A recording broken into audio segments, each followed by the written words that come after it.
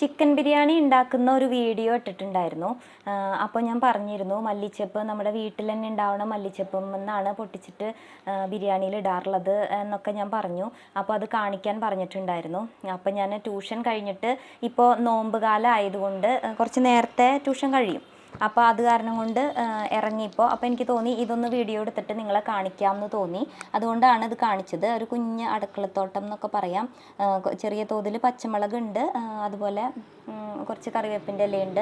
അപ്പോൾ അതൊക്കെ കളക്ട് ചെയ്യുന്ന ഇങ്ങനെ ഞാൻ പ്രത്യേകിച്ച് വളമൊന്നും ഇതിനൊന്നും ഇടണില്ല കേട്ടോ. അത്ര കുറേയൊന്നും ഉണ്ടാവില്ല. സാധാരണ നമ്മുടെ ഉണക്കമുളകൊക്കെ ബാക്കി വരുന്നത് എൻ്റെ പൊടിയൊക്കെ വിത്തൊക്കെ അവിടെ പാവിയിട്ട് അങ്ങനെ മുളയ്ക്കണതാണ്. പിന്നെ അതൊക്കെയാണ് നമ്മുടെ മല്ലിച്ചപ്പിൻ്റെ ഇല എന്ന് പറയുന്നത്. ഞാനത് ഇടയ്ക്കിടയ്ക്ക് ഇങ്ങനെ പൊട്ടിച്ച് ചെറുതായിട്ടാണ് ഉണ്ടാവണുള്ളൂ. ഇനി മഴയൊക്കെ പെയ്ത് കഴിഞ്ഞാൽ പൊട്ടി മുളച്ചിട്ട് നിറച്ച് ഉണ്ടാവും. പിന്നെ ഇടയ്ക്ക് മണ്ണൊന്നും ഇങ്ങനെ ഇളക്കി കൊടുക്കും, അങ്ങനെ ചെയ്യാറുണ്ട്, നനച്ചു കൊടുക്കും. അത്രയാണ് ഞാൻ ചെയ്യാറുള്ളൂ. പിന്നെ എന്തായാലും ഇറങ്ങിയതല്ലേന്ന് വെച്ചിട്ട് നാളെ കാലത്തേക്കുള്ള കുറച്ച് കറിവേപ്പിൻ്റെ ഇലയും പിന്നെ കണ്ട കുറച്ച് പച്ചമുളകും പൊട്ടിച്ചു. പിന്നെ കൂടാതെ ഞാൻ അന്ന് നമ്മുടെ wash basin area make over ചെയ്തതിൻ്റെ വീഡിയോ ഇതിൽ ഇട്ടിട്ടുണ്ടായിരുന്നു. നിങ്ങൾക്ക് സെർച്ച് ചെയ്താൽ കിട്ടും കേട്ടോ.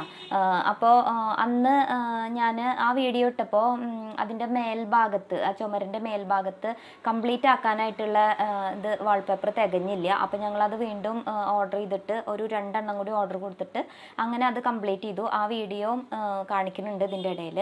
കൂടാതെ കുറച്ച് പാരൻറ്റിങ് ടിപ്സാണ് ഇന്ന് ഞാൻ ഷെയർ ചെയ്യണത്. പല കാര്യങ്ങൾക്കായും കുട്ടികൾക്ക് വാഗ്ദാനങ്ങൾ നൽകുന്നവരാണ് മാതാപിതാക്കൾ. ചിലപ്പോൾ കുട്ടികളെ കൊണ്ട് പലതും സാധിപ്പിക്കുന്നതും ഇത്തരം കൊച്ചു വാഗ്ദാനങ്ങളിലൂടെയാവും. എന്നാൽ എപ്പോഴും കുട്ടികൾക്ക് കൊടുക്കുന്ന വാക്കുകൾ പാലിക്കപ്പെടുന്നുണ്ടോ? ഇല്ലെങ്കിൽ അത് അവരുടെ വ്യക്തി ജീവിതത്തെ കൂടി ബാധിക്കും. ഇക്കാര്യത്തിൽ രക്ഷിതാക്കൾ കുറച്ച് കാര്യങ്ങൾ ശ്രദ്ധിച്ചാൽ മതി. ശ്രദ്ധിക്കേണ്ട കാര്യങ്ങൾ പറയാം. ചെറിയ കാര്യങ്ങളിൽ പോലും വാക്ക് പാലിക്കുന്നവരാവണം മാതാപിതാക്കൾ. അതുകൊണ്ട് മോഹന വാഗ്ദാനങ്ങളൊക്കെ നൽകുമ്പോൾ വളരെ സൂക്ഷിച്ച് മാത്രം നൽകുക. അടുത്തത്, മാതാപിതാക്കൾ കുട്ടികൾക്ക് നൽകുന്ന വാഗ്ദാനങ്ങൾ നിർബന്ധമായും പാലിക്കേണ്ടതാണ്. ഉദാഹരണത്തിന്, പരീക്ഷയിൽ നല്ല മാർക്ക് വാങ്ങിയാൽ സൈക്കിൾ വാങ്ങിത്തരാം, ടൂറ് പോവാം, വാച്ച് വാങ്ങിത്തരാം എന്നൊക്കെ പറയുമ്പോൾ അത് നടത്തിക്കൊടുക്കാനും കഴിയണം.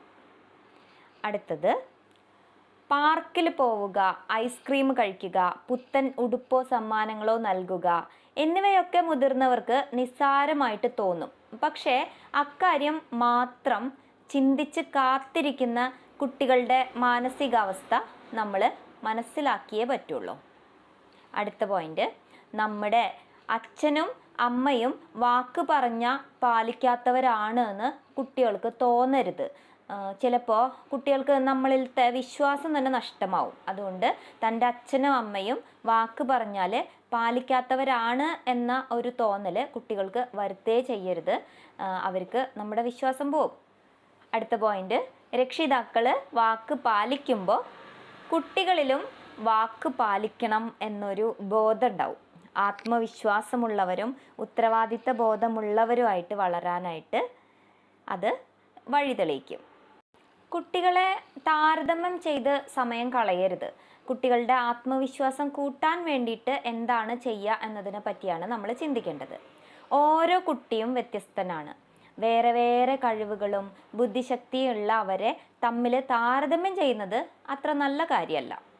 ഇക്കാര്യത്തിൽ കുറച്ച് കാര്യങ്ങളൊക്കെ നമുക്ക് ശ്രദ്ധിക്കാം.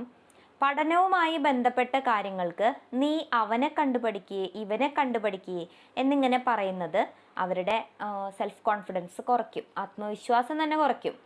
ഓരോ കുട്ടിയുടെയും ബുദ്ധി നിലവാരം വ്യത്യസ്തമായിരിക്കുന്നത് നമ്മൾ മറന്നു പോകാൻ പാടില്ല. എപ്പോഴും മറ്റു കുട്ടികളുമായിട്ട് താരതമ്യം ചെയ്യുമ്പോൾ കുട്ടികൾക്ക് അനാവശ്യമായിട്ട് ആ കുട്ടികളോട് ആരെയാണോ നമ്മൾ കമ്പയർ ചെയ്തത് ആ കുട്ടീനോട് ഈ കുട്ടിക്ക് ഒരു ശത്രുതയൊക്കെ തോന്നാനായിട്ട് ഇടയുണ്ട്. പിന്നെ കൂടാതെ താൻ മോശക്കാരനാണ് എന്നുള്ള ചിന്ത അവരെന്നെ ഇങ്ങനെ ഉൾവലിയാനായിട്ട് ഇങ്ങനെ പ്രേരിപ്പിച്ചുകൊണ്ടേയിരിക്കും. സ്വന്തം കുട്ടിയുടെ കഴിവ് എന്താണ് എന്ന് കണ്ടെത്തിയിട്ട് അത് പ്രോത്സാഹിപ്പിക്കാനായിട്ട് ശ്രമിക്കുക. കുട്ടികൾ തമ്മിൽ അനാരോഗ്യപരമായ മത്സരങ്ങൾ ഉണ്ടാക്കാനായിട്ട് ഇടവരുത്തരുത് ഒരിക്കലും. കുട്ടികളുടെ പരിമിതികളും പോരായ്മകളൊക്കെ തിരിച്ചറിയാൻ ശ്രമിക്കുക. ചെറിയ പ്രോത്സാഹനങ്ങളൊക്കെ മതി, അവരുടെ മനസ്സിൽ അത് വലിയ സന്തോഷങ്ങളൊക്കെ നിറയ്ക്കും. മനസ്സിലായ? അതായത് കുട്ടികൾക്ക് പരിമിതികളും പോരായ്മകളൊക്കെ ഉണ്ടായിരിക്കും. അത് നമ്മൾ തിരിച്ചറിഞ്ഞിട്ട് കുഞ്ഞു കുഞ്ഞു കാര്യങ്ങൾ അവർ ചെയ്താൽ അവരെ പ്രോത്സാഹിപ്പിക്കുക. കുഞ്ഞു കുഞ്ഞു പ്രോത്സാഹനങ്ങളൊക്കെ മതി. അത് അവരെ സംബന്ധിച്ച് അത് കുഞ്ഞു മക്കളാണ്. അതുകൊണ്ട് തന്നെ അവർക്ക് കുഞ്ഞു കുഞ്ഞു പ്രോത്സാഹനങ്ങൾ മനസ്സിൽ ഭയങ്കര വലിയ സന്തോഷം തന്നെയാണ് ഉണ്ടായിരിക്കുക. എപ്പോഴും അവരത് ചെറുതാവുമ്പോൾ നമ്മൾ അവരെ പ്രോത്സാഹിപ്പിച്ചിട്ടുള്ള കാര്യങ്ങളുണ്ടല്ലോ, എത്ര വലുതായാലും അവരത് മറന്നിട്ടുണ്ടാവില്ല. അവർക്കത് ഓർമ്മയുണ്ടാവും. ആ സ്നേഹം അവർ ഉള്ളിൽ എപ്പോഴും ഉണ്ടായിരിക്കും. കുഞ്ഞുങ്ങളോട് നമ്മൾ എന്ത് കാണിച്ചു കഴിഞ്ഞാലും അവരുടെ മനസ്സിൽ ആ ഒരു സന്തോഷം എപ്പോഴും നിലനിൽക്കും. അതവരെത്ര വലുതായാലും നമ്മളെ കാണാൻ വരുമ്പോൾ അവരുടെ മനസ്സിൽ അത് ഉണ്ടായിരിക്കും. അവരത് പറയുകയും ചെയ്യും. ചേച്ചി അന്ന് പറഞ്ഞത് കൊണ്ടാണ് ഇങ്ങനെ എന്നെ അന്ന് ഇങ്ങനെ പ്രോത്സാഹിപ്പിച്ചത് ചേച്ചിയായിരുന്നു എന്നൊക്കെ പറയുന്ന കുട്ടികൾ എനിക്ക് എൻ്റെ ട്യൂഷൻ ക്ലാസ്സിൽ നിന്ന് തന്നെ പോയിട്ടുള്ള മക്കളൊക്കെ വലിയ മക്കളായിട്ട് ജോലിക്കാരൊക്കെ ആയിട്ട് വരുമ്പോൾ അവരിങ്ങനെ പറയണത് എൻ്റെ ഓർമ്മയിലുണ്ട്. ഇപ്പോഴും ഉണ്ട്, എപ്പോഴും വന്നുകൊണ്ടിരിക്കും. കുട്ടികളൊക്കെ ജോലിയൊക്കെ കിട്ടി അവരൊക്കെ പോയി. പക്ഷേ എങ്കിലും അവർ ഇടയ്ക്ക് എന്നെ കാണാൻ വരും. ഏറ്റവും വലിയ സമ്പത്തായിട്ട് ഞാൻ അതിനെ കാണാറുണ്ട്. അവർ മക്കൾ വരുമ്പോൾ എൻ്റെ കുട്ടിയാണ്, എൻ്റെ മോനാണ്, ഞാനിവിടെ ഇരുന്ന് ഇവിടെ പഠിപ്പിച്ചു കൊടുത്ത മോളാണ് എന്നൊക്കെ പറഞ്ഞിട്ട് ഞാൻ പഠിപ്പിച്ചു കൊടുക്കുമ്പോൾ ഏറ്റവും അഭിമാനം തോന്നിയിട്ടുള്ള നിമിഷമാണ് എനിക്കത്. ഞാൻ പറഞ്ഞു വന്നത് പാരൻസിന് മാത്രമല്ല ടീച്ചേഴ്സിനും ഒരുപാട് കാര്യങ്ങൾ കുട്ടികളുടെ കാര്യത്തിൽ ചെയ്യാനുണ്ട്. അവരുടെ മനസ്സൊന്ന് മാറിയിരിക്കുമ്പോൾ, അവരുടെ മുഖം ഒന്ന് ചേഞ്ച് വരുമ്പോൾ നമ്മളാണെങ്കിലും ഒന്ന് ചോദിച്ചു കഴിഞ്ഞാൽ അവർ ഒരുപാട് കാര്യങ്ങൾ അവർ ഷെയർ ചെയ്യും. അപ്പോൾ അവർക്ക് ഒരു സമാധാനം കൊടുക്കാൻ കഴിയുമെന്ന് വെച്ച് കഴിഞ്ഞാൽ അതിനെക്കാട്ടിലും അപ്പുറമായിട്ട് നമുക്കൊന്നും ചെയ്യാനില്ല. കുട്ടികളുടെ മനസ്സറിഞ്ഞ് പ്രവർത്തിച്ച് മനസ്സറിഞ്ഞ് പഠിപ്പിച്ചു കഴിഞ്ഞാൽ ഏതൊരു പഠിക്കാത്ത കുട്ടിയാണെന്ന് വെച്ച് കഴിഞ്ഞാലും അവന് ഒരു ഉത്തരം പറഞ്ഞു കേൾപ്പിച്ചു കഴിഞ്ഞാൽ നന്നായിട്ടുണ്ട് എന്ന് പറഞ്ഞു കഴിഞ്ഞാൽ അവൻ 2 ഉത്തരം പറഞ്ഞു കേൾപ്പിക്കും. അതിനാണ് അവൻ പ്രാധാന്യം കൊടുക്കുക. അതായത് കുട്ടികളെ അവരുടെ മനസ്സറിഞ്ഞ് പഠിപ്പിക്കുക, സ്നേഹിക്കുക. സ്നേഹത്തോടെ പറയുന്ന ഒരു കാര്യങ്ങളും അവരെ എതിർക്കില്ല.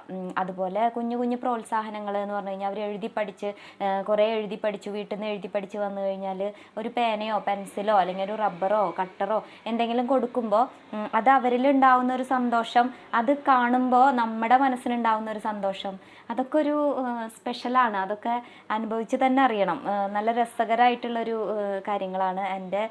ഞാൻ ഇപ്പോൾ കുറേ കാലങ്ങളായിട്ട് ഞാൻ ട്യൂഷൻ എടുത്തുകൊണ്ടിരിക്കുകയാണ്.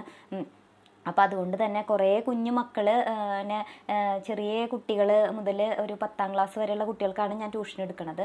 അപ്പോൾ എന്താണെന്ന് വെച്ച് കഴിഞ്ഞാൽ അത്രയും കുട്ടികളുടെ ഓരോ ഭാവങ്ങളും നമ്മൾ കണ്ടറിയുന്നതാണ്. അപ്പോൾ അതുകൊണ്ട് ഇപ്പോൾ ട്യൂഷൻ്റെ കാര്യങ്ങൾ ഞാനിങ്ങനെ പറഞ്ഞു പോയതാണ്. കുട്ടികളുടെ കാര്യങ്ങൾ പറയുമ്പോൾ പ്രത്യേകം ശ്രദ്ധിക്കേണ്ട കാര്യങ്ങൾ തന്നെയാണ്. അതുകൊണ്ടാണ് ഞാൻ ഇതിലേക്ക് ഇങ്ങനെ ട്യൂഷൻ്റെ കാര്യത്തിലേക്ക് അറിയാതെ വഴുതിപ്പോയതാണ്. എന്തായാലും കുട്ടികളുടെ മനസ്സറിഞ്ഞ് പ്രവർത്തിക്കുക, അവരെ സ്നേഹിക്കുക. അവർ നല്ലൊരു ജനതേനെ വാർത്തെടുക്കാനായിട്ട് കുഞ്ഞുങ്ങളിൽ വഴിയാണ് സാധിക്കുകയുള്ളൂ. Thank you.